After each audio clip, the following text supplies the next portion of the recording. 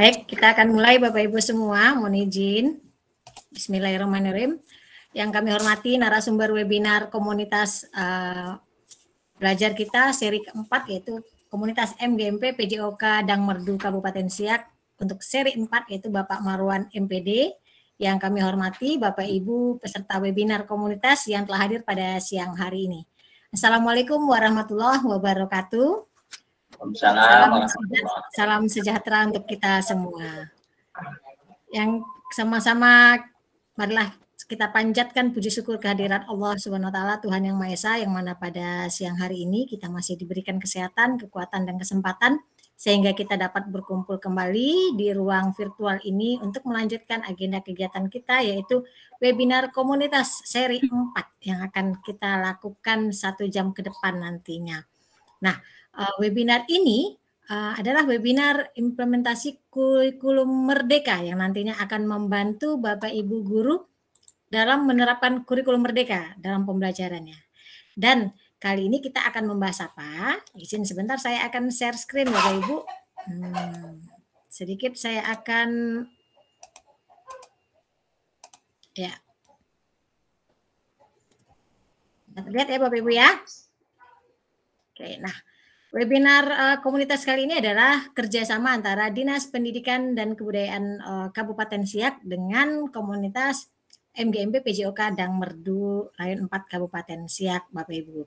Kenapa kerjasama? Karena nantinya akan ada pemberian sertifikat bagi Bapak Ibu yang mengikuti webinar ini minimal 5 kali pertemuan atau 5 seri, Bapak Ibu. Dan Bapak Ibu di sini diharapkan Bapak Ibu sudah harus mengikuti komunitas MGMP PJOK Dang Merdu yang ada di platform Merdeka Mengajar nantinya.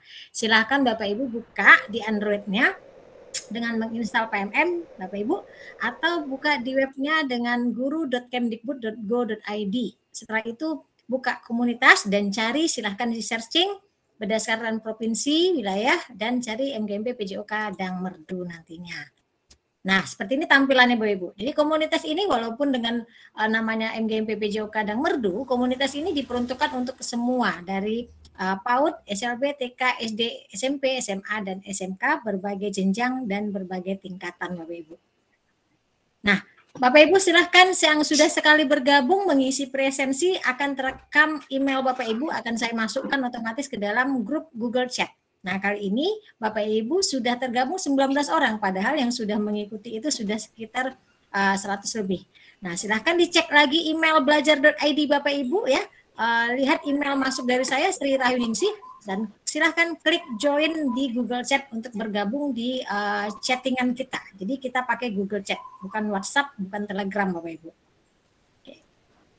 Dan Bapak Ibu juga bisa mengikuti dengan media sosial, yaitu Instagram PJOK Dang Merdu Siak. Silahkan ikuti, nanti di sini silahkan ikuti, di follow, dan kegiatan akan kami share di sini. Dan nanti setelah kegiatan, sesi ini terekam dan akan dipublish di YouTube Disdikbud Siak Badelau. Silahkan Bapak Ibu ikuti lagi tayangan ini dengan melihat playlistnya komunitas MGMP PJOK Dang Merdu. Nah, kali ini kita akan belajar apa ya Bapak Ibu ya? Nah, kali ini kita akan belajar bersama Bapak Marwan MPD. Nah, kita sapa dulu nih Pak Marwan. Assalamualaikum Pak Marwan. Waalaikumsalam warahmatullahi wabarakatuh, Bu Yayu dan teman-teman semuanya. Selamat siang ya, mudah-mudahan sehat selalu. Amin, sehat ya Pak ya. Nah, siapa Pak Marwan? Ya. Saya mau tanya ke Bapak Ibu yang ada di room ini, yang sudah kenal dengan Pak Marwan, silahkan ketikkan di kolom chat. Siapa yang sudah kenal nih, silahkan Bapak Ibu, sambil saya memperkenalkan Pak Marwan. Nah, Pak Marwan ini adalah widya suara di Dinas Pendidikan Provinsi Riau. Pak Marwan juga merupakan fasilitator sekolah penggerak di program PSP.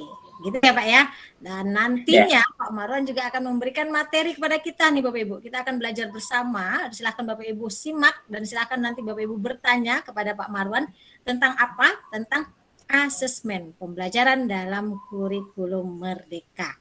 Nah, tidak usah berlama-lama nih Pak Marwan. Mungkin waktu kita insya Allah 1 jam ke depan hingga pukul 15 nanti Pak Marwan jam 3 sore. Silakan nanti Pak Marwan berbagi dengan kami di sini. Kami persilahkan kepada Pak Marwan. Silakan. Baik, terima kasih. Assalamualaikum warahmatullahi wabarakatuh. Waalaikumsalam warahmatullahi wabarakatuh. Waalaikumsalam warahmatullahi wabarakatuh. Baik. Waalaikumsalam warahmatullahi wabarakatuh. Suara saya bisa didengar dengan jelas ya Bapak Ibu ya? Dengar, Pak. Jelas, Pak. Ya, tadi saya menggunakan WiFi kantor, tapi ternyata sempat terlempar tadi. Sekarang saya menggunakan hotspot HP aja, ya biar lancar. Jelas. Baik. Ya, pertama kita bersyukur kepada Allah SWT di siang hari ini menjelang sore kita dapat dipertemukan di dalam media Jimit ini ya untuk bertatap muka meskipun dalam jarak jauh. Tetapi sekarang teknologi sudah mendekatkan kita semuanya. Kemudian selalu beriring salam kita kirimkan kepada Nabi kita Nusa Muhammad Sallallahu Alaihi Wasallam. Bu Yayu selagi ketua komunitas yang sangat hebat dan luar biasa yang saya hormati, terima kasih atas undangannya mengajak saya sejak dari awal sebenarnya untuk bergabung dengan komunitas Bu Ayu ini ya. Saya dengan senang hati sangat mau bergabung, cuma karena kesibukan kemarin itu belum sempat bergabung. Nah setelah saya ada waktu, malah saya yang ngontak Bu Yayu. Bu Yayu, saya minggu depan itu kayaknya bisa. Ayo Pak, kita agendakan minggu ini. Nah, dapatlah kita hari ini, Kamis ya, tanggal 8 September 2022. Dan saya juga yang menyarankan, Bu Yayu, ini materi kita apa? Apa yang sudah dibahas sebelumnya? Ini. Lalu saya yang mencarikan topiknya, asesmen pembelajaran ini sangat penting bagi para guru, tidak hanya pada guru-guru pada sekolah penggerak, tapi kan karena semua sudah menerapkan, hampir ya, banyak sekolah kita menerapkan kurikulum merdeka, maka materi asesmen dan pembelajaran ini sangat penting, ya, sudah sangat dibutuhkan oleh kita bersama. Makanya saya pilihkan, yuk kita bahas hari ini tentang asesmen ya. Gimana suara kita kecil? Yuk. Sangat jelas, Pak. Lanjutkan, Pak. Mungkin di tempat lain yang kecil suaranya dengar itu mungkin sinyal ya. Nah, oke. Baik, Bu Ayu, saya coba share ya materi kita pada hari ini. Ya, boleh, Pak. Nanti datang Mas yo. Bapak Ibu, pada saat pemateri menyampaikan materi, mohon untuk tidak menghidupkan mikrofon ya. Sudah terlihat di sana Bu Ayu? Iya, Pak. Proses. Baik, ya. Nah ini. Sudah muncul? Sudah. Bisa di slide show kan, Pak? Oke. Ya. Ya. Jadi kita akan bahas Bapak dan Ibu selama 1 jam webinar ini tentang prinsip asesmen, jenis asesmen, dan pengolahan dan pelaporan asesmen pada kurikulum merdeka. Nah, mungkin saya ambil yang gambaran-gambaran umum yang pokok-pokok saja, karena biasanya ini kalau untuk materi ini cukup banyak JP-nya seharusnya, tapi kita dalam 1 jam, saya ambil yang pokok-pokoknya saja untuk dipahami oleh kita selaku pendidik ya. Nah, saya senang juga tadi kata Bu Yayu di komunitas ini yang bergabung hari ini tidak semuanya guru PJOK Bu Yayu ya, ada guru mata lain juga ya. Benar Pak, berbeda jenjang dan berbeda mapel. Oh, keren ya. Jadi teman-teman yang baik di mata pelajaran yang lain juga ingin bergabung dengan komunitas Bu Yayu karena komunitas ini cukup aktif ya. Dan apa yang kita pelajari pada hari ini adalah ilmu yang harus kita terapkan tidak hanya oleh guru PJOK, tapi semua kita selaku guru dan pendidik di sekolah masing-masing. Baik. Dari 3 materi ini nanti kita akan fokus kepada jenis asesmen dan pengolahan ya dan pelaporan. Di prinsip mungkin saya singgung sedikit saja ya. Saya langsung ke ini saja, ke jenis asesmen Bapak dan Ibu. Mungkin prinsip ini agak teoritis sedikit ya, tapi ini yang paling penting bagi kita adalah nih ya, jenis asesmen.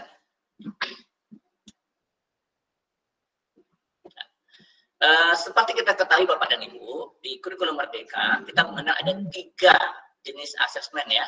Pertama, asesmen diagnostik ya. Yang kedua, asesmen formatif, dan yang ketiga, asesmen sumatif. Nah, Ini kita boleh langsung berkomunikasi ya dengan peserta Ibu Yayu ya. Ya, silakan Pak. Nah, di antara Ibu Bapak nih, siapa yang sudah mendalami dan membaca dan mendalami tentang apa itu asesmen diagnostik? Boleh nanti Mbak Yu pandu siapa yang angkat tangan. Mungkin saya nggak bisa lihat karena saya slideshow di sini ya. Nah, ya, boleh. Ya, silakan. Nah, ini sudah ada yang ngantri nih Pak. Ada Ayo. Ibu Aifa Humairoh, silakan mikrofonnya diaktifkan Ibu. Ya, asesmen diagnostik apa itu Bu Humairoh? Asesmen diagnostik itu asesmen untuk memetakan kemampuan murid. Dia kan ada terbagi dua, ada kognitif sama non-kognitif. Kalau untuk yang kognitif, itu lebih ke kayak pengetahuan dasarnya siswa itu terhadap suatu materi. Kalau yang non-kognitif itu kayak gaya belajar, minat dan bakatnya, latar belakang siswa, dan lain-lainnya. Wah, luar biasa. Bu Merah dari sekolah mana nih? Dari SD Negeri 2 Banda Aceh, Pak. Wow, Banda Aceh. Wow, Bu Yayu, luar biasa nih Bu Yayu. Ada peserta kita di ujung Sumatera ya. Terima kasih Ibu. Ya. Ini ada lagi di chat Pak. Dari Ayo. Pak Slamet Sule. Asesmen awal pembelajaran, kata beliau. Iya. Oke. Baik, apa yang dia Bu Merah itu bagus sekali. Dia sudah tahu bahwa jenis asesmen diagnostik itu juga ada dua. Ada asesmen non-kognitif dan asesmen kognitif. Benar sekali. Kemudian ditambah lagi oleh teman kita tadi bahwa kalau dari segi waktu pelaksanaan asesmen diagnostik itu dilakukan pada awal pembelajaran, ya. Nah, ini yang membedakan nanti dari 3 asesmen ini salah satunya dari segi waktu, ya. Oke, sebelum saya buka slide selanjutnya, oke, udah benar. Kita lanjut yang kedua, Bu Yayu, kita pancing lagi teman kita Bu Yayu. Apa itu asesmen formatif? Ya, yang lain lagi, silakan. Ya. Iya Bapak Ibu, siapa yang raise hand silakan atau di chat kolom chat boleh. Asesmen formatif. Ada Pak Fitra, Febriano Sukma, ya silakan Bapak. Silakan. Mikrofonnya. Ibu, dari Ibu, ini Ibu. Mohon maaf Ibu, ya Ibu Fitra, mohon maaf. Ya, silakan Ibu. Ya, saya Fitra. Yang saya ketahui definisi dari asesmen formatif itu adalah penilaian yang bertujuan untuk memantau atau memperbaiki proses pembelajaran serta mengevaluasi pencapaian tujuan dari pembelajaran tersebut. Pelaksanaannya kira-kira kapan Ibu? Kenapa Pak? Kapan kita laksanakan asesmen formatif? Biasanya dilakukan itu di awal dan di sepanjang proses pembelajaran. Baik, ya oke. Terima kasih Ibu, luar biasa ya. Ini ada lagi dari chat Pak, dari Pak Ayo. Slamet juga. Asesmen yang dilakukan selama proses pembelajaran, kata Pak Slamet. Baik, Pak Slamet, luar biasa ya. Ibu, tadi Bu apa yuk yang pertama? Bu Fitria Febriona. Dari mana Bu Fitria? Dari SMA 12 Bu. Di mana Bu? Boleh tahu? Dari SMA 12 Pekanbaru. Oh, Pekanbaru. Oh, Terima kasih. beliau nih. Beliau ini udah ikut dengan saya kemarin Bu Yayu ya. Iya. Sekolah. Baik. Yang ketiga, asesmen sumatif. Ayo teman-teman semuanya, siapa yang mau nyumbang pikiran apa itu asesmen sumatif? Ya, yang ketiga, ayo Bapak Ibu. Siapa yang mau raise hand? Asesmen sumatif. Boleh juga di kolom chat. Ya, tak usah malu-malu Bapak Ibu, nggak ada yang kan salah di sini ya. Semua kita boleh mengajukan pendapatnya. Ayo, apa yang dimaksud dengan asesmen sumatif?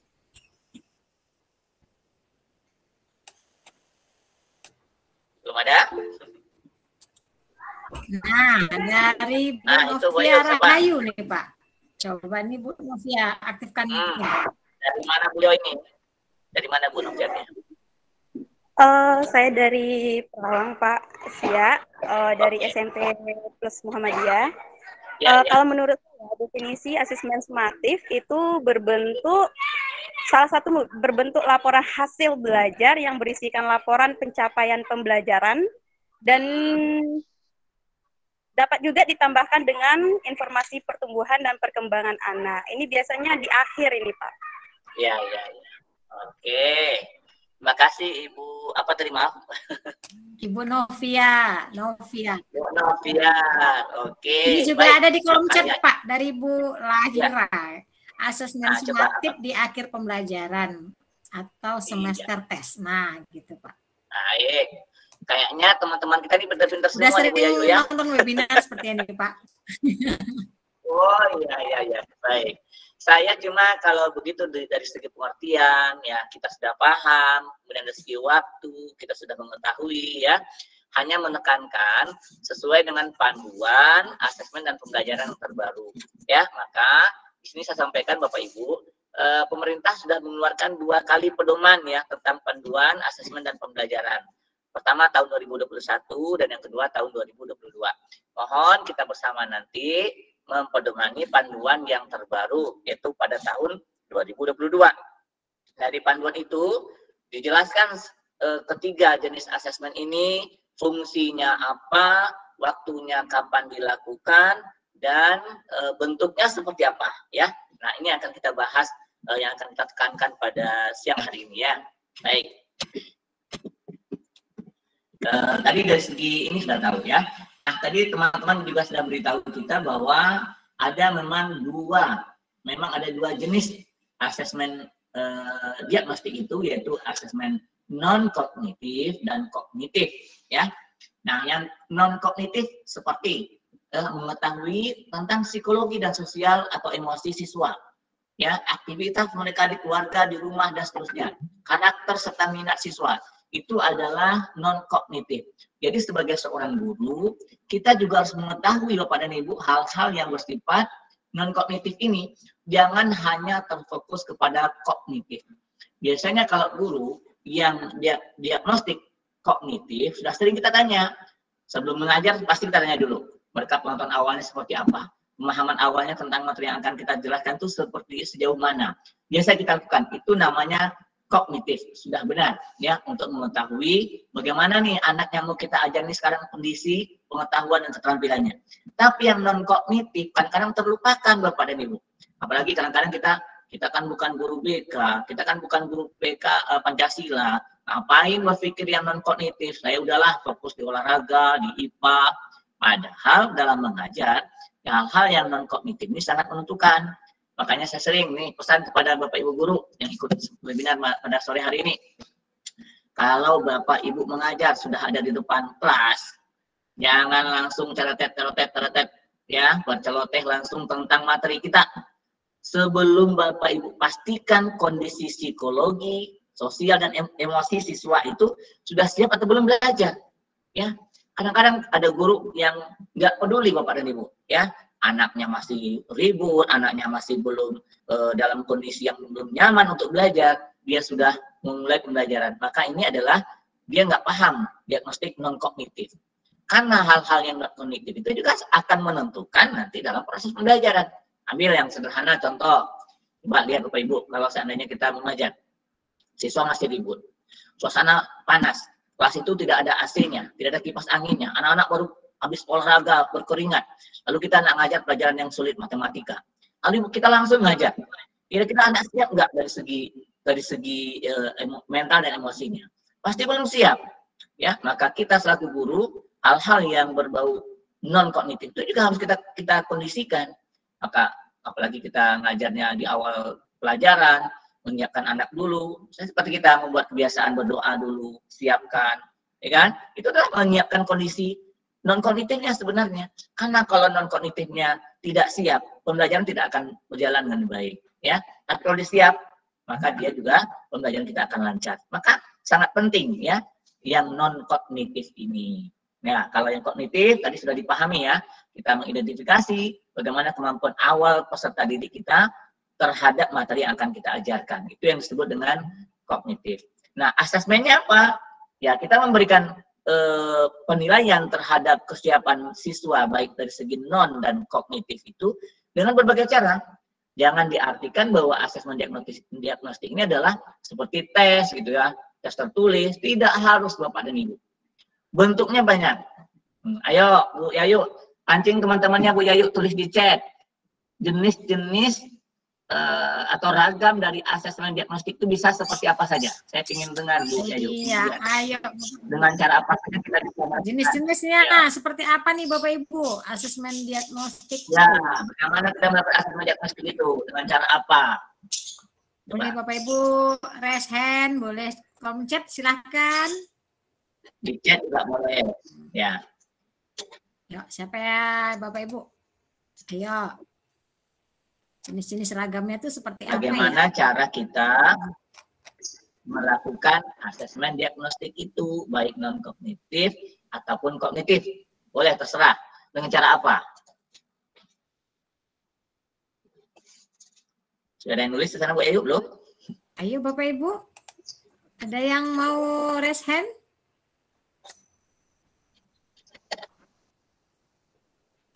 Ayo, ditunggu. Sepertinya belum nih Pak. Belum. Oke. Atau takut atau malu atau sungkan atau belum. Oke, Bapak Ibu. Banyak yang berpikir bahwa ini kan asesmen. Asesmen ini kan bahasa lainnya penilaian. Penilaian biasanya dilakukan melalui tes. Nah, ini yang keliru ya. Tidak semua asesmen itu harus dilakukan melalui tes. Apalagi diagnostik itu. Kan tujuan utama diagnostik itu bahasa yang sering digunakan itu di dunia kedokteran. Mendiagnosa biasa penyakit. Nah, sama nih, kita mendiagnosa penyakit-penyakit siswa kita atau pemahaman awal siswa kita atau kondisi awalnya seperti apa. Banyak cara yang bisa kita ungkapkan, kita gali dari siswa itu.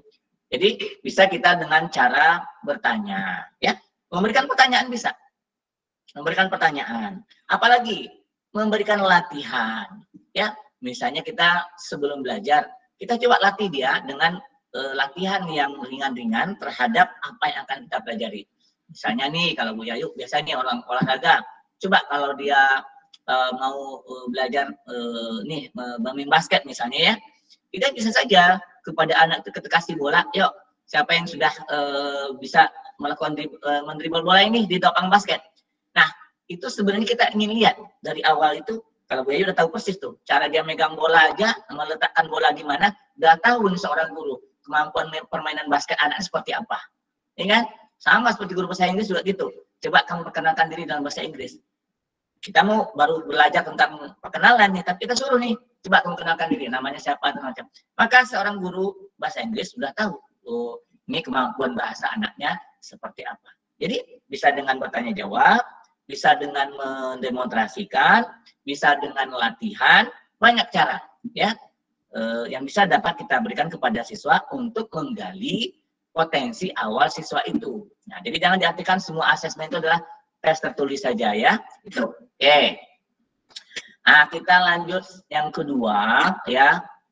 Yang tak kalah penting, saya ambil yang pokoknya saja ya. Nah, ini tindak lanjut dari diagnostik itu baik kognitif ataupun non kognitif itu sebenarnya untuk apa Bapak dan Ibu?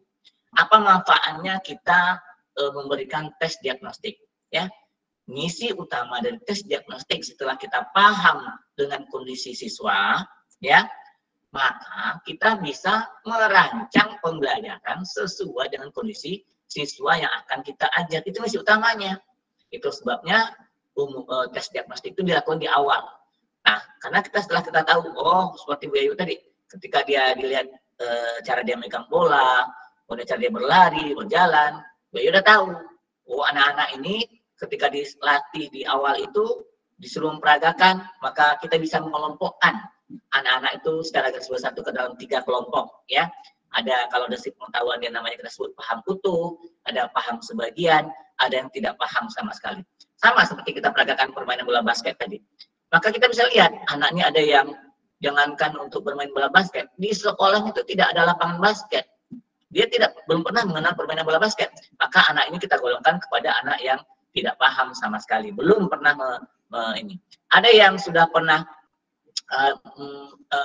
melihat permainan bola basket, tapi dia belum terbiasa melakukan itu. Dia coba-coba meniru, mungkin dia sudah paham juga, pahamnya sebagian. Ada yang anak itu dari SD-nya sudah punya lapangan basket, sering diajak main basket sama orang tuanya atau teman-temannya. Maka ketika disuruh meragakan permainan itu, dia sudah hal yang biasa. Anak ini yang kita sebut dengan istilah paham utuh. Nah, dengan mengetahui kondisi peserta didik, guru yang akan mengajarkan pembelajaran yang akan dilalui itu, dia bisa merancang.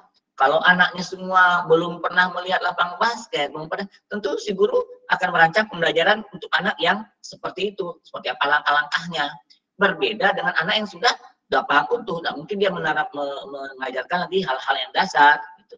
Itulah guna atau manfaat dari asesmen diagnostik. Jadi intinya adalah untuk merancang pembelajaran.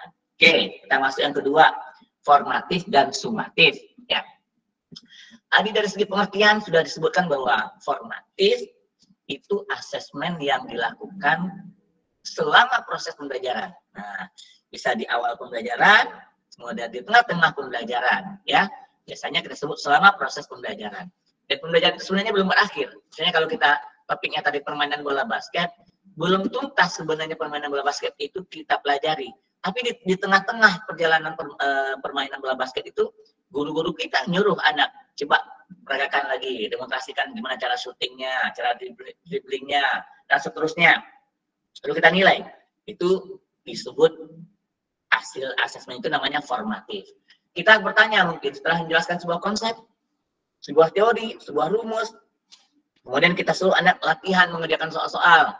Kuiskah namanya, latihankah namanya, diskusikah namanya. Selama proses itu kita berikan latihan, kita nilai, itu disebut asesmen formatif. Nah, apa manfaatnya kepada guru, umpan baliknya kepada guru? Kalau asesmen diagnostik tadi adalah untuk merancang pembelajaran, kalau formatif ini adalah untuk memperbaiki ya proses pembelajaran. Jadi, gimana kaitannya Pak Marwan untuk bisa memperbaiki? Kalau tadi merancang udah jelas ya, anaknya seperti ini, pembelajaran apa yang dapat saya lakukan? Jelas. Tapi kalau formatif yang memperbaiki pembelajaran gimana? Nah, misalnya gini, setelah kita ajarkan sebuah konsep, sebuah teori, ya, lalu anak-anak kita tanya, kita uji, sejauh mana dia memahami teori atau konsep yang kita ajarkan tadi. Kalau misalnya anak-anak kita itu di bawah 50% belum paham terhadap apa yang kita sudah ajarkan, maka si guru berpikir, oh berarti pembelajaran yang saya rancang tadi mungkin belum pas kepada siswanya, ya, belum tepat kepada siswanya sehingga dia tidak bisa menerima dengan baik. Maka saya harus merubah nih dengan cara yang lain. Mungkin medianya kita ganti, mungkin kita tambah medianya, mungkin metodenya kita rubah. Itulah yang kita sebut gunanya untuk memperbaiki proses pembelajaran. Itulah dia tes formatif. Nah, dan perlu dipahami oleh kita selaku guru, ya, bahwa yang ditekankan sekali di kurikulum Merdeka sekarang adalah keragaman dalam memberikan asesmen. Nah, mohon maaf, selama ini kalau kita banyak berkutat di asesmen ini, pasti adalah tes tertulis, mengagungkan tes tertulis. Contohnya, selama ini ulangan harian tes tertulis, tengah semester tertulis, akhir semester tertulis, ujian akhir sekolah tes tertulis. Syukurlah kalau di PJOK-nya ada praktik, adalah sedikit praktik. Yang lain gimana? Nah, maka perlu diingat Bapak dan Ibu, ya, perubahan mendasar di hasil laporan peserta didik kita di kurikulum Merdeka dengan kurikulum 2013. Kalau dulu di kurikulum 13 kita melaporkan ada setiap mata pelajaran ada hasil berbentuk pengetahuan, ada keterampilan, ada sikap, 3 kolomnya dan 3 nilainya. Sekarang di kurikulum Merdeka tinggal 1.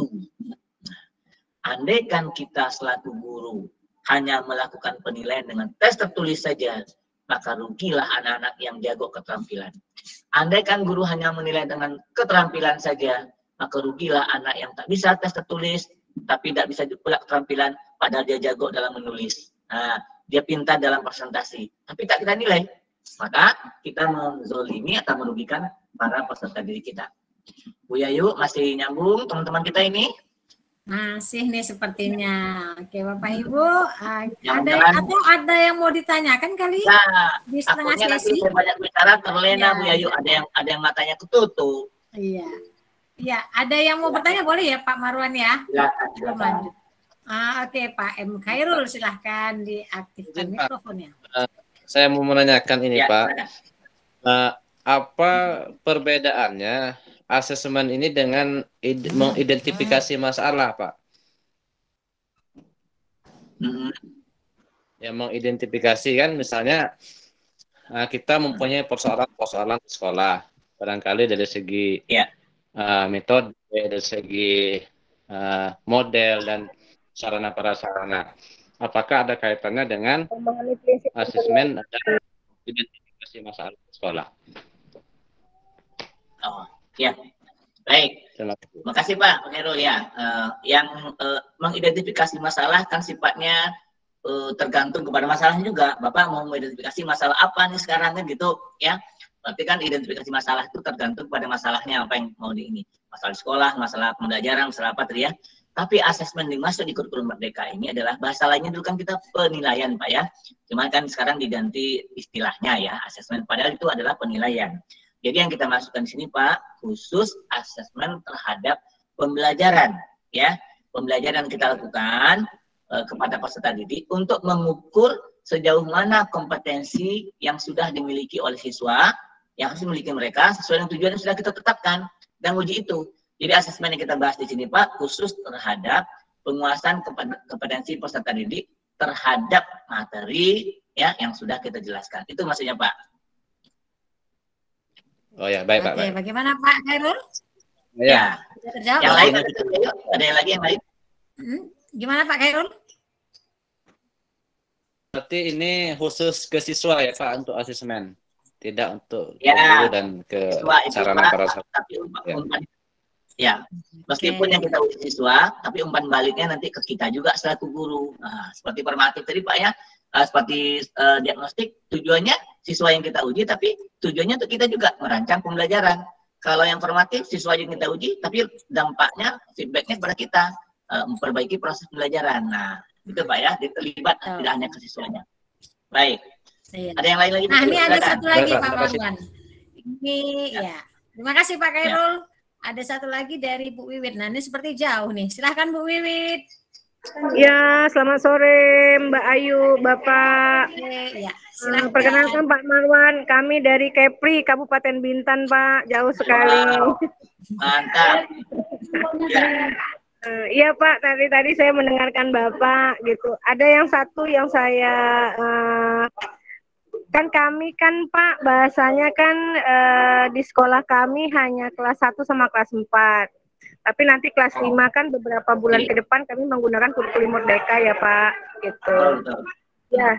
Jadi yang mau saya tanyakan Pak, prinsip-prinsip pemberian umpan balik yang efektif itu yang seperti apa sebaiknya. Kan di sini kan Pak lingkungannya kan kebetulan lingkungan di sekolah kami ini kebanyakan ini kan orang tuanya yang bekerja nih Pak gitu. Nah kalau seandainya saya memberikan bahasanya dalam materi itu ada wawancara atau apa gimana gitu, umpan balik yang efektifnya itu ke anaknya, feedbacknya itu seperti apa, perlu dijelaskan nggak Pak di dalam pembuatan asesmennya? Terima kasih Bapak. Sebentar Ibu mau fokus di dalam asesmen yang mana kira-kira nih? Yang diagnostik kali ya? Iya. Ya. Baik. Terima kasih Ibu Wiwi, luar biasa ya dari Kepri ya. Ya, saya akan coba jawab sejauh pengetahuan saya. Nanti kalau belum puas, kita juga bisa membaca lagi tentang asesmen, masih banyak ya. Misalnya Bapak Ibu, ketika pemberian umpan balik ya, kadang-kadang nih kita selaku guru kok pelit sekali ya untuk memuji siswa. Tapi kalau menjelekkan itu paling gampang Bapak Ibu. Nah, maka di sini ketika Bapak Ibu memberikan pertanyaan atau anak yang bertanya ya, atau anak yang memberikan saran, ayo kita selaku guru ya, pertama berikan penguatan ya, kemudian jangan lupa memberikan pujian ya, kemudian memberikan motivasi kepada mereka sehingga anak-anak itu ketika dia bertanya dia mendapatkan sokongan dari kita selaku guru. Coba Bapak Ibu, kita sekarang nih kalau ngajar, saya pelajarnya sulit, saya ngajarnya dulu Bu, ngajar fisika. Biasanya kalau anak-anak yang kurang aktif, kita tanya nih kepada anak-anak, ayo anak-anak sudah bisa paham, ada yang mau bertanya gitu ya, ada yang mau bertanya tentang topik ini, anak-anak itu pada diam aja. Ayo silakan bertanya. Diam. Selaku seorang guru, kita berpikir nih, kenapa anaknya nggak mau bertanya? Bisa jadi pengalaman pahit dia pada guru tertentu. Ketika dia bertanya, yang didapat dia itu bukan pujian, bukan penguatan, malah ejekan. Apa contohnya? Alah, sepele itu juga kamu tanya. Atau, makanya perhatikan, kalau ibu menerangkan, bapak menerangkan. Jadi anak langsung surut, bapak dan ibu. Nah, pada diagnostik ini, kalau anak bertanya, anak berikan saran, anak berikan masukan, kita selaku guru harus diumpan balik kita nih Bapak Ibu, memberikan penguatan, ya, memberikan pujian, memberikan apa lagi, ya sanjungan, dan jangan pelit Bapak dan Ibu. Saya punya slide di sini yang tadi tidak saya singgung ya, ini yang bentar, di paradigma assessment ini.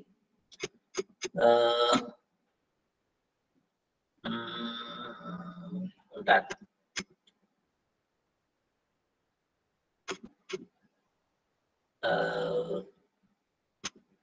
Nih, ya. Umpan balik ya pada asesmen ini. Umpan balik berupa kalimat pujian ya. Nah, kemudian kita selaku guru jangan pelit memuji ya. Selama ini Bapak dan Ibu, kita kok ya agak pelit memberikan pujian yang baik kepada siswa. Saya lebih senang tuh misalnya kalau dalam guru bahasa Inggris kadang-kadang sering memuji anak coba apa? Dengan kata-kata to thumb up, excellent.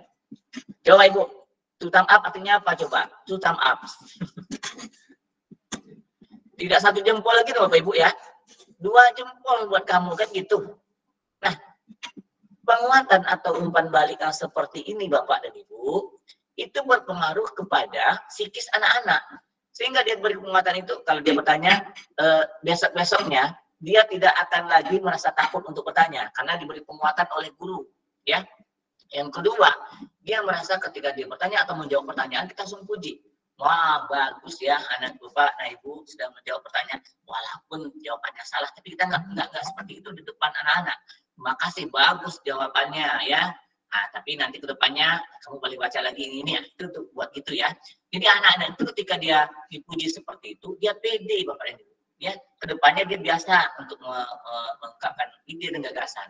Kalau tidak, guru enggan memuji ya, malas memberikan umpan balik, dampaknya itu anak-anak itu akan malas dia menjadi aktif. Nah, sedangkan untuk rubrik Ibu yang untuk bagaimana format dan segala macam bebas Bu. Di panduan sebenarnya ada juga ya apa-apa yang akan kita lakukan di persiapan memberikan diagnostik itu ada ya. Di sini sebenarnya ada nih ya. Ada persiapan, ada pelaksanaan, ada tindak lanjut ya. Apa yang dapat kita lakukan? Nah, siapkan pertanyaan panduan ya. Buat daftar pertanyaan kunci. Ada sebenarnya Bu ya, cuman tadi saya lewatkan saja. Saya ngambil hal-hal yang pokok saja. Siap. Ya. Oke. Ya, Bu Wiwit. Gitu ya, Bu Wiwit. Siap, Mbak. Makasih. Terima kasih, Bu Wiwit dari KPI. Ya. Baik.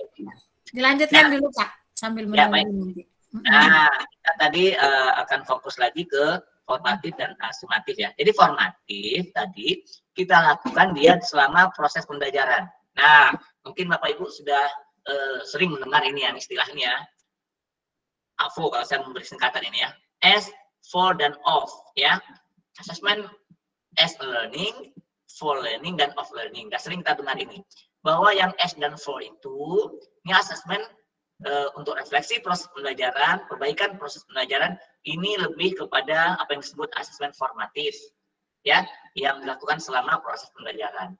Lalu yang of, atau assessment terhadap pembelajaran, itu yang disebut dengan assessment sumatif.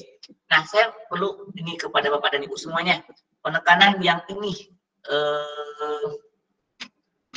Ini ya, lihat Bapak Ibu dari gambar yang sebelah kiri dengan sebelah kanan, kondisi saat ini yang sering terjadi di kita. Apa itu?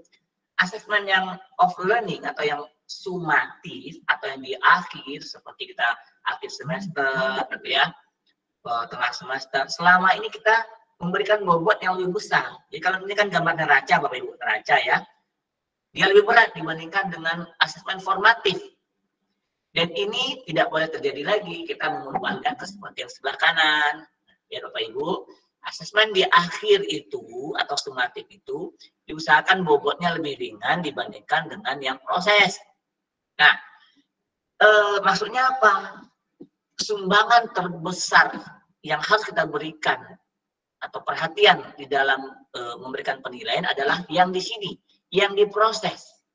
Ya, kalau ini akhir, bisa saja kejadiannya hanya anak ujian akhir semester itu hanya 2 jam, tiba-tiba dia sakit perut, dia demam segala macam, maka nilainya rendah. Kalau ini kita besarkan bobotnya, hancur anaknya. Padahal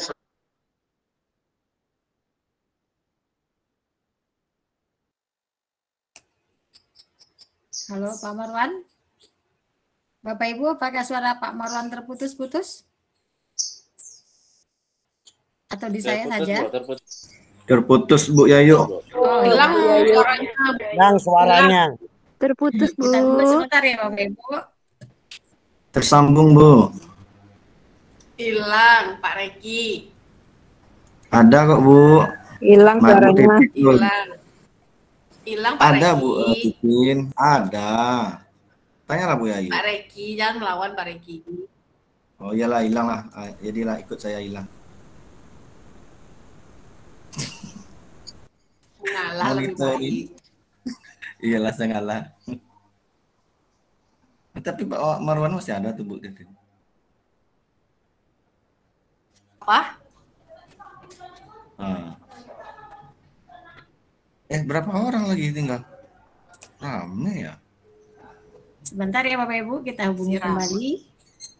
Siap Yayu. Sepertinya tadi nge-freeze internetnya mungkin.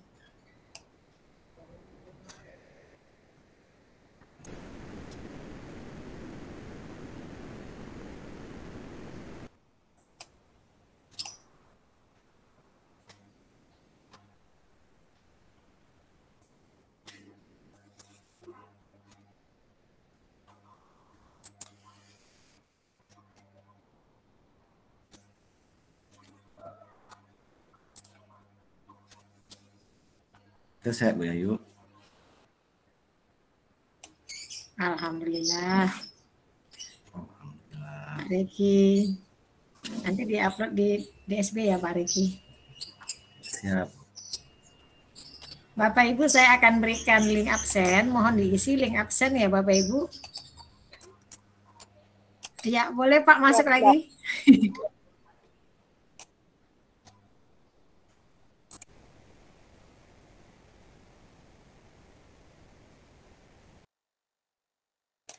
Saya akan kirim ke chat ya Bapak Ibu untuk absen hari ini. Silahkan Bapak Ibu isi. Aduh maaf ya Pak Ibu ya, terlempar tanpa terasa saya tadi ya. Rupanya. Oh ya, silahkan Pak Marwan sudah hadir kembali. Tadi saya pakai paket HP, rupanya kan dibatasi 1 giga, udah lewat rupanya. Ya saya pindahin lagi ke ini. Oke, korban untuk teman-teman. Baik. Tadi saya jelaskan, saya share lagi di gambar tadi ya, bahwa formatif itu memberikan sumbangan yang besar terhadap sumatif. Kalau seandainya ini ya, sudah muncul di sana Bapak Ibu? Belum Pak. Oke Pak, proses sudah. Ya, oke. Kalau seandainya si prosesnya tidak bagus, ya, tak mungkin hasilnya bagus. Ya, misalnya nih kayak pelajaran olahraga juga nih, saya ambil contoh.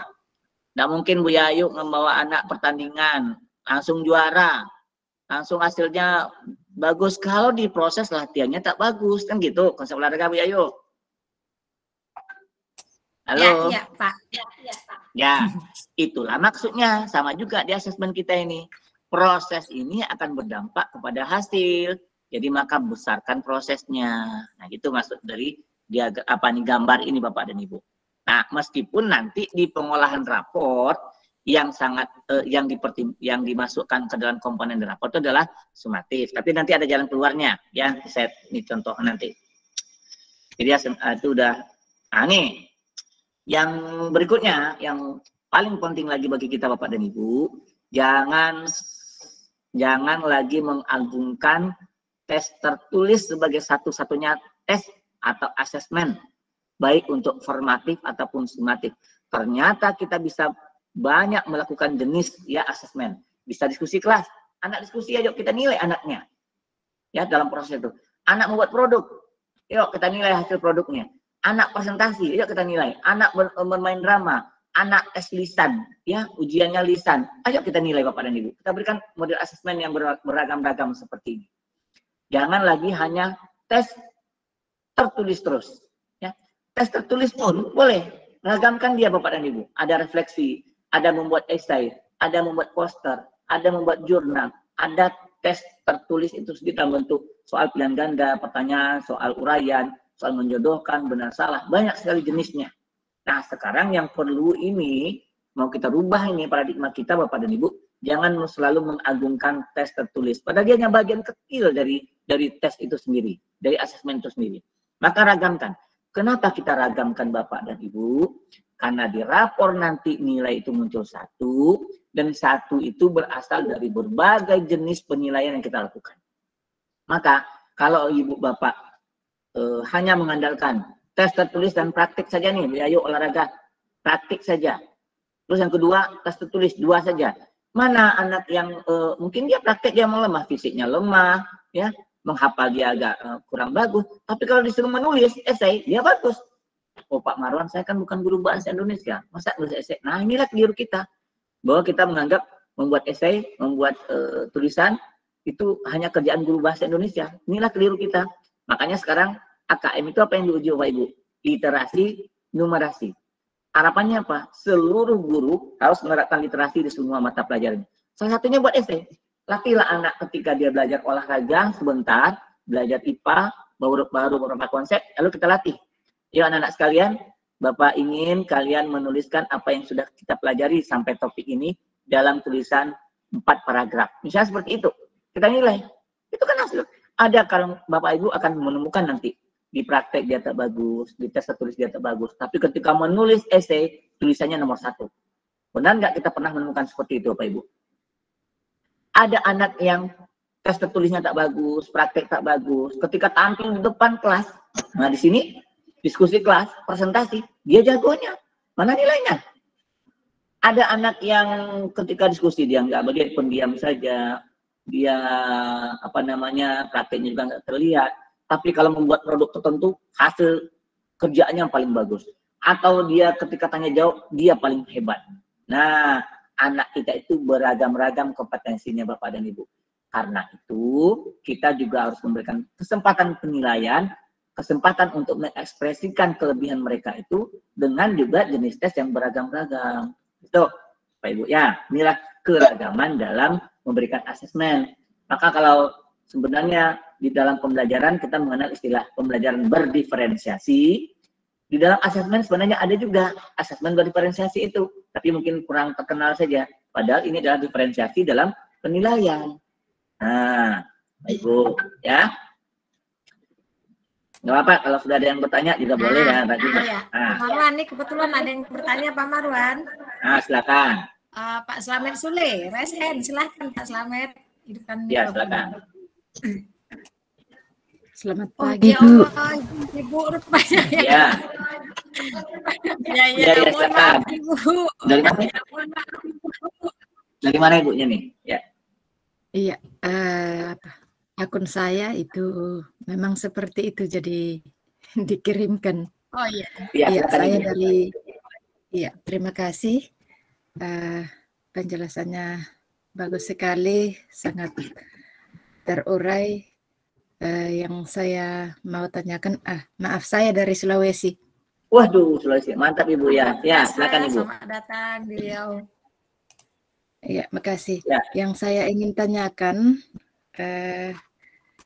tadi itu sudah ditampilkan tentang bentuk-bentuk asesmen. Ya, saya singkat saja yang menjadi pertanyaan, apakah sudah seperti itu yang dimaksudkan melibatkan murid dalam asesmen atau ada cara lain? Makasih Pak. Ya, baik.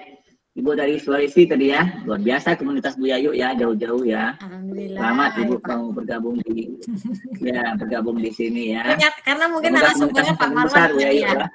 Karena narasumbernya Pak Marwan ya dia. Baik, tadi Ibu ini bertanya apakah sudah melibatkan siswa ya semuanya. Betul Ibu, ketiga asesmen ini memang melibatkan siswa semuanya ya. Jadi diagnostik tadi kita memang menggali kondisi awal siswa kita yang mau diajar, baik kondisi non kognitifnya ataupun kondisi kognitif peserta didik kita. Betul-betul siswa yang kita libatkan Ibu ya. Terus informatif, kita melibatkan siswa dalam hal apa? Bagaimana pemahaman mereka terhadap materi yang baru saja Ibu ajarkan ya, dengan latihan, dengan tanya jawab, dengan presentasi. Formatif melibatkan siswa ya. Sumatif apalagi ya. Jadi memang apa yang kita rancang ini semuanya untuk siswa kita Ibu, tetapi di balik itu feedbacknya ini tidak hanya kepada siswa, umpan balik dari penilaian itu yang paling besar juga adalah kepada kita selaku guru. Makanya di diagnostik tadi, kalau anaknya kondisi awalnya seperti apa, kita petakan anak-anaknya. Kalau udah tahu Ibu seperti apa anaknya, umpan baliknya ke kita nih. Oh, saya harus merancang pembelajarannya seperti ini. Karena anaknya begini, gitu. Ketika di formatif, setelah kita mengajarkan sebuah konsep, kita uji, kita latihkan. Sejauh mana anak itu paham?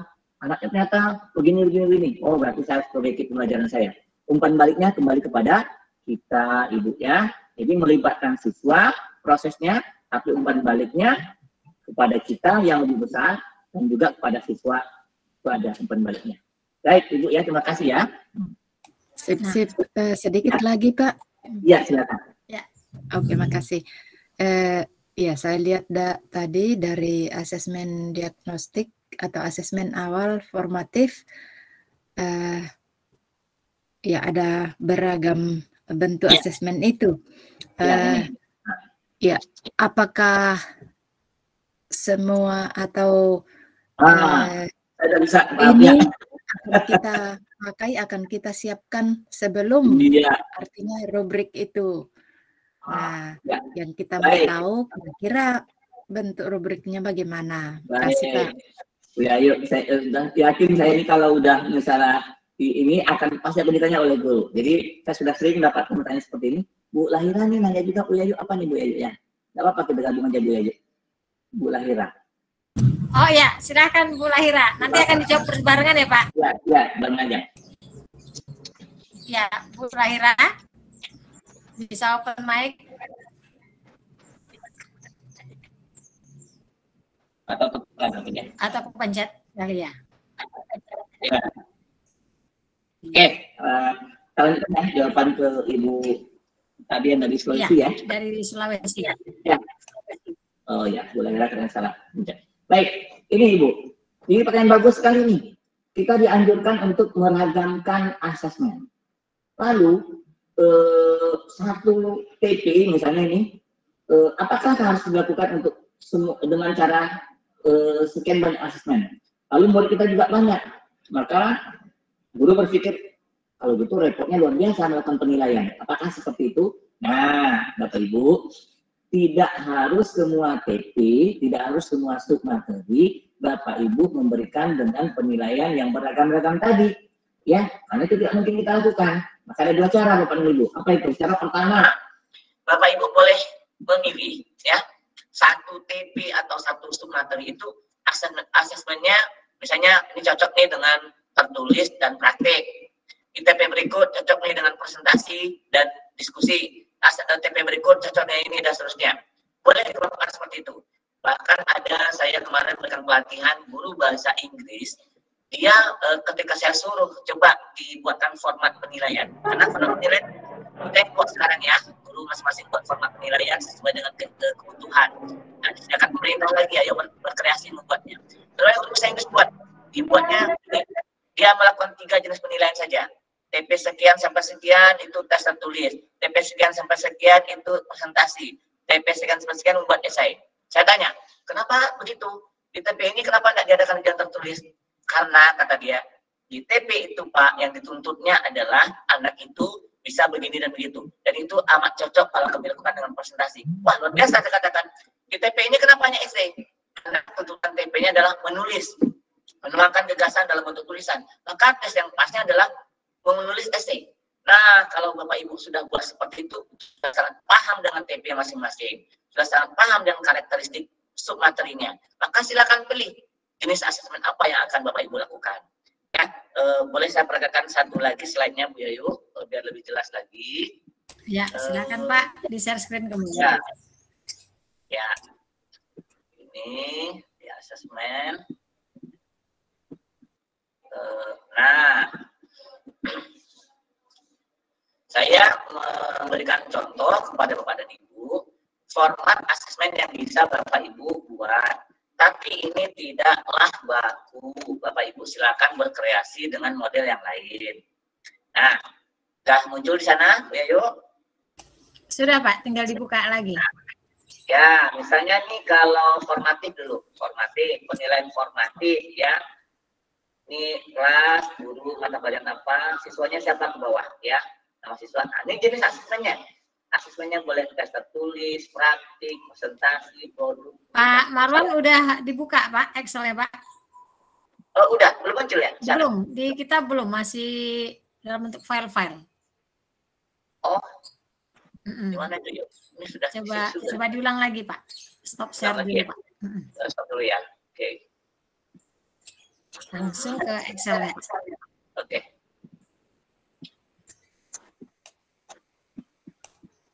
Pak, nanti materi bisa di-share ya Pak ya? Oke, Bapak Ibu silakan ditunggu di emailnya ya. Nanti materi akan saya share ke email masing-masing. Oke Pak, ya, sudah. Nah, nih. Jadi formatif itu bisa Bapak Ibu buat. Ini contoh formatnya aja tidak baku ya Bapak Ibu. Nah, misalnya nih untuk kita membuat berapa TP Bapak Ibu punya pembelajaran dalam satu semester ini, TP 1, 5 dan seterusnya. Lalu jenis asesmennya apa saja? Bisa tes tertulis, bisa praktik, bisa presentasi, bisa produk, bisa kuis dan seterusnya buat jenisnya. Nah, misalnya di TP 1 Bapak Ibu akan melakukan praktik untuk semua anak, diberikan praktik. Maka dia mendapat nilai berapa? Catat si Ahmad berapa, si Alek berapa, ke bawah itu nilainya. Lalu mungkin di TP 1 itu juga Bapak Ibu memberikan tes tertulis, silakan masukkan di sini. Dan tidak harus, tadi yang saya tekankan, tidak harus semua jenis asesmen ini dilakukan di semua TP. Itu Bapak Ibu akan repot, bunuh diri. Maka kita pilihlah yang paling cocok dari TP-TP ini dengan penilaian yang mana di antara jenis ini. Nah, itu Bu, yang pertama. Yang kedua di sumatif juga hal yang sama. Sumatif itu nanti formatnya boleh kita buat sumatif 1, 2, 3, 4, dan seterusnya. Pilihan yang lain boleh di sini sumatif, submateri satunya apa? Submateri ya. Sumatif 1 itu misalnya tentang bola basket, sumatif 2 tentang bola voli, sumatif 3 tentang senam, boleh seperti itu. Nah, di setiap topik itu Bapak Ibu boleh tidak hanya praktik saja. Anak kadang-kadang ada menulis esai, ada kuis di sini ya. Ada apa? Silakan diberikan. Yang penting di antara beberapa jenis asesmen ini Bapak Ibu gunakan. Kalau kurang tambah lagi. Ya, tujuannya apa Bapak dan Ibu? Agar anak yang kurang nilainya dari tes tertulis terbantu kejagoannya di praktik. Kurang di praktik ada nilainya di presentasi, ada nilainya di produk. Karena tidak semua anak bisa jago di semua jenis asesmen. Nah, itu misi utama dari jenis atau ragam asesmen itu ya. Ini salah satu model format yang saya buat dan Bapak Ibu bisa berkreasi dengan format yang lain. Oke, silakan di screenshot Bapak Ibu. Bagi yang belum sempat ulangi lagi Pak, biar di screenshot ya. Bapak Ibu. Ya, saya besarkan lagi ya. Ya, sumatif dan yang formatif tadi. Jadi berdiferensiasi ya Pak ya. Jadi anak-anak itu ada yang jago ini nggak harus dipaksa nulis, yang jago kuis. Nah ya, silahkan di screenshot Bapak Ibu.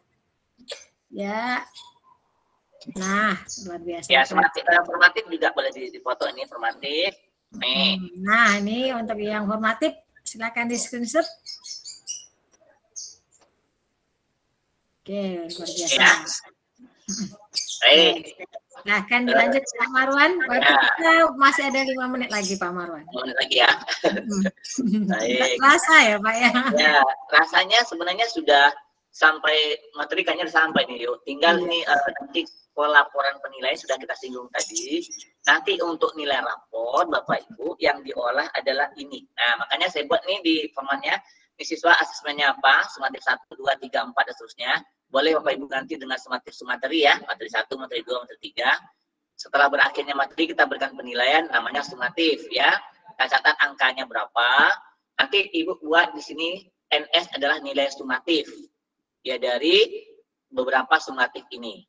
Kemudian jangan lupa nanti juga ada sumatif akhir semester ya. SAS lah bukan NAS. Nilai akhir sumatif ya, boleh semester. Ini akhir semester maksud saya. Nilai salah saya buat sini ya. Sebenarnya NAS itu cocoknya sumatif. Kalau STS masuk nggak Pak? Sumatif tengah semester Pak? Boleh kalau yang ada sekolah yang buat STS. Kalau ada SAS di sini ya, sumatif akhir semester ya. Jadi sumatif akhir semester.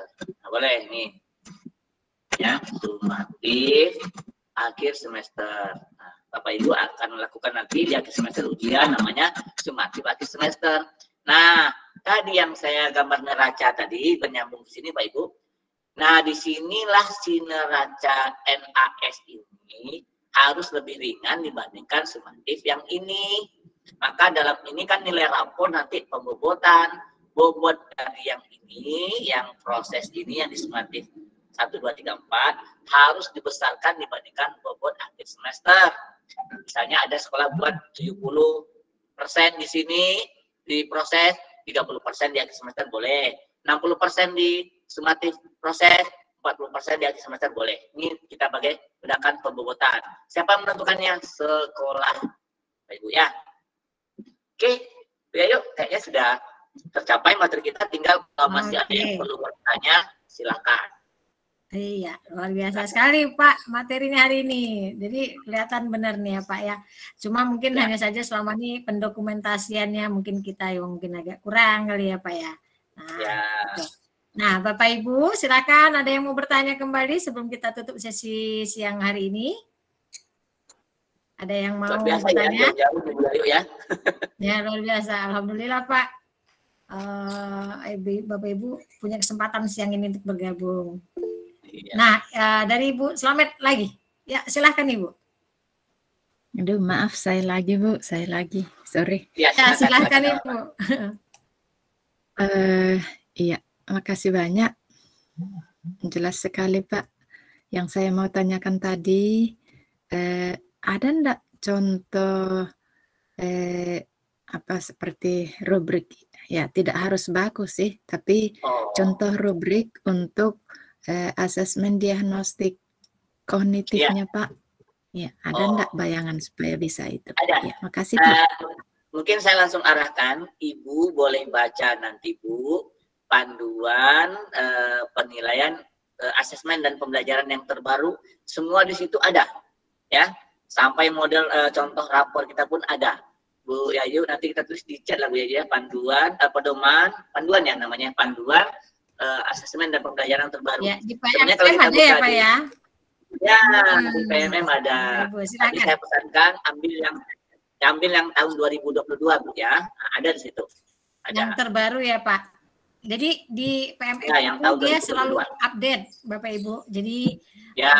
Seperti kemarin kita awal-awal dulu sudah mendownload, sudah simpan di drive. Ternyata pada saat sekarang ternyata beda lagi, jadi jangan kaget, jangan hanya sekali kemarin aja ya Pak Marwan ya, dibuka terus PMM-nya, karena dia update terus. Dibuka terus. Iya, terus itu yang ada di M juga itu baru Pak, saya lihat kan kemarin itu 8 topik, yang terakhir itu kan topik disiplin positif. Nah, saya membuka PMM saya, ada lagi yang saya lihat itu asesmen awal tentang literasi. Nah, itu beda atau gimana itu Pak? Iya, saya belum ya. sempat baca sih. Baik. Iya, makasih Pak. Literasi sepertinya bagian dari diagnostik Ibu. Jadi sekarang ini kan memang literasi ini kita tidak hanya di mata pelajaran bahasa. Kita kan diharapkan semua kita nih memberikan penekanan tentang kemampuan literasi siswa. Makanya Ibu ini pelajarannya apa Bu? Mata pelajaran ini apa? Saya informatika Pak. Nah, informatika. Jadi tadi saya sebutkan juga, meskipun kita guru olahraga, informatika, guru IPA, yuk kita latih anak terbiasa menulis Bu. Makanya tadi saya sediakan format tuh, menulis esai. Kita biasakan, ayo dari pelajaran kita pada hari ini, kalian bisa tuliskan pendapat dan ide kalian atau kesimpulan yang dapat kalian tarik dalam tulisan sekian paragraf. Itu bagian melatih anak literasi. Atau membaca dan memahami teks. Karena kan di rapor pendidikan kita nih rata-rata literasi siswa kita rendah Bapak Ibu ya. Nilai literasi di sekolah kita nanti tanya ya yang kepala sekolah, rapor pendidikan kita tuh banyak rendahnya di situ. Karena anak tak terbiasa membaca, memahami apa yang dibaca, menyimpulkan apa yang dibaca. Mari kita biasakan Ibu ya untuk melatih literasinya. Meskipun kita adalah guru, bukan guru bahasa gitu ya. Kasih Bu ya. Ya. Baik, mungkin ini yang dimaksud Bu Slamet Sule ini yang di PMM itu Pak ada namanya topik menu asesmen. Di situ ada literasi dan numerasi. Nah, mungkin itu. Jadi silakan kalau mau di-share ke siswa, kita mau lihat literasi anak karena semua mapel itu kan butuh literasi kan Pak. Betul, betul. Numerasi juga ada. Ya. Gitu ya Bu Slamet Sule, silakan Bapak Ibu dibuka PMM lagi. Betul ya? Sedikit. Ya, sedikit Bu. Yang saya maksudkan itu di topik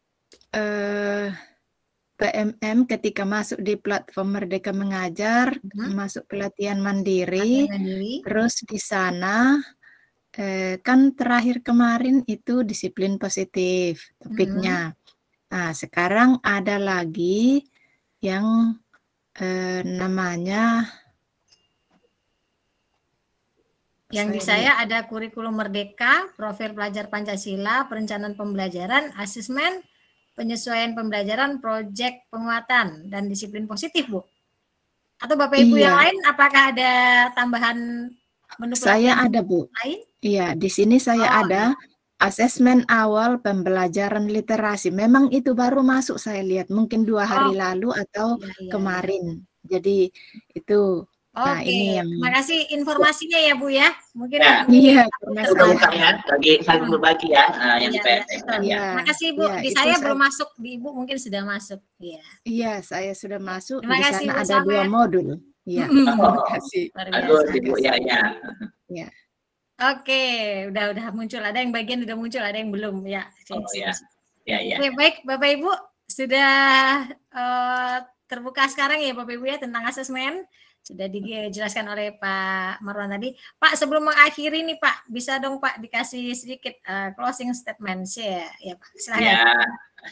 Baik, Bapak Ibu guru di seluruh Indonesia yang ikut dalam webinar kali ini, jangan lupa ya bahwa asesmen itu meskipun diberikan kepada murid kita, tapi umpan baliknya adalah kepada kita selaku guru.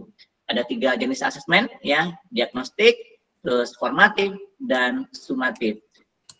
Diagnostik adalah untuk mendiagnosa, untuk mengenali kondisi awal siswa kita yang terbagi pada dua jenis, yaitu non-kognitif dan kognitif, yang bermuara kepada bagaimana kita merancang pembelajaran, itu manfaatnya. Sedangkan formatif dilakukan dalam proses pembelajaran, gunanya adalah untuk memperbaiki proses pembelajaran kita.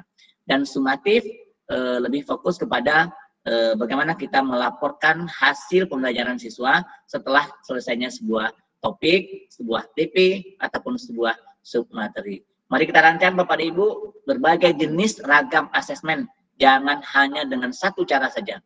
Karena anak-anak kita itu punya potensi di berbagai jenis juga. Maka asesmennya juga kita harus rancang dengan berbagai jenis. Sekian ya teman-teman semuanya. Saya kembalikan ke Bu Ayu. Assalamualaikum warahmatullahi wabarakatuh. Waalaikumsalam warahmatullahi wabarakatuh. Halo Bapak Ibu, kita berikan raise hand, bukti kita tepuk tangan. Ayo semuanya kepada Pak Marwan, atau boleh open mic tepuk tangan. Terima kasih Pak Marwan. Luar biasa sekali. Ini paling kenceng Pak Reki Asbi, tepuk tangan ini. Reki baru muncul. Ya, Reki Asbi. Siapa monitor? Ya. Siap. Baik, Bapak Ibu semuanya, demikianlah seluruh rangkaian acara webinar kita komunitas pada siang hari ini. Terima kasih kami ucapkan padat dan luar biasa yuk. Iya, luar biasa. Iya. Terima kasih kami ucapkan kepada Dinas Pendidikan dan Kebudayaan Kabupaten Siak. Yang di sini mungkin ada timnya Pak Reki Asbi, termasuk tim IT dari Dinas nanti Pak yang akan mengupload video Bapak ini nanti di channel Disdikbud Siak Berdelau. Terima kasih kami kepada narasumber hebat kita pada siang hari ini yaitu Pak Marwan yang telah berbagi bersama kita. Terima kasih Pak Marwan, sehat-sehat selalu ya Pak ya. Semoga berkembang pagi kami undang ke komunitas. Dan terima kasih juga kepada Bapak Ibu peserta webinar komunitas pada siang hari ini di berbagai jenjang mapel dan dari tempat yang berbeda-beda. Saya aturkan terima kasih untuk kesempatannya bergabung pada kita kali ini. Bapak Ibu perlu kami ingatkan kembali kepada Bapak Ibu silakan untuk mengisi link presensi yang sudah kami bagikan di kolom chat tadi. Nah, dan jangan lupa saksikan terus informasi terbaru di komunitas MGMP PJO Kadang Merdu dengan ikuti terus webinar ini hingga 5 kali pertemuan yang akan nantinya akan diberikan sertifikat kepada Bapak Ibu oleh Dinas Pendidikan dan Kebudayaan Kabupaten Siak. Dan jangan lupa juga saksikan tayangan ulangnya di channel Disdikbud Siak Berdelau Bapak Ibu. Klik playlist komunitas PJO Kadang Merdu. Insya Allah kita akan berjumpa kembali di webinar seri kelima yang insya Allah kita akan kupas tentang bagaimana cara menyusun CP, TP, dan ATP. Nah, oh ya sebelum saya akhiri di sini juga ada hadir Bu Rita. Apakah masih hadir dari BGP Riau? Bu Rita? Mohon izin Bu Rita. Apakah masih hadir? Oke. Nah baik, nanti kita akan minta juga kepada Bu Rita BGP Riau untuk berbagi sharing ilmu kepada kita di sini Bapak Ibu. Nah Bapak Ibu, saya selaku pembawa acara, moderator dan ketua komunitas undur diri dari hadapan Bapak Ibu. Saya ucapkan terima kasih, mohon maaf atas kekurangan. Assalamualaikum warahmatullahi wabarakatuh. Waalaikumsalam Mbak. Terima kasih. Bapak Mar, terima kasih ilmunya. Waalaikumsalam warahmatullahi wabarakatuh. Terima kasih ilmunya.